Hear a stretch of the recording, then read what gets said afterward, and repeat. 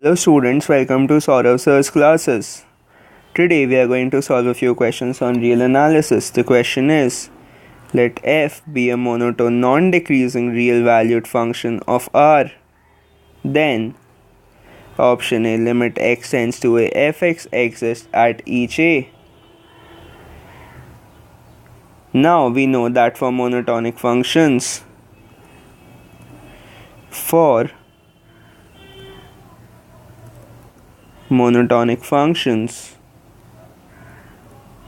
the discontinuities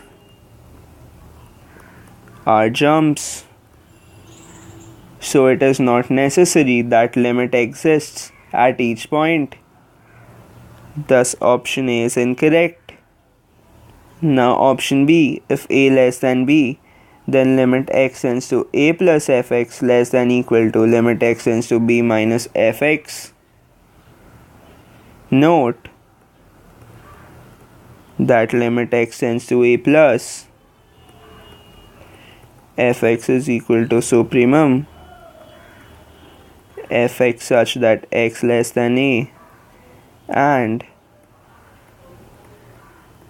limit x tends to b minus fx is equal to infimum fx such that x greater than b. Now, as a less than b and f is non-decreasing, we have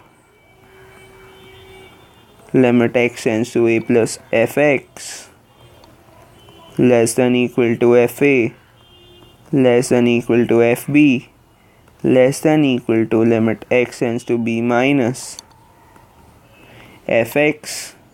So the given inequality holds, thus option B is correct. Option C, f is unbounded. Now if we take f as a constant, then it is bounded. So option C is incorrect, and option D, the function gx is equal to e to the power minus fx is bounded.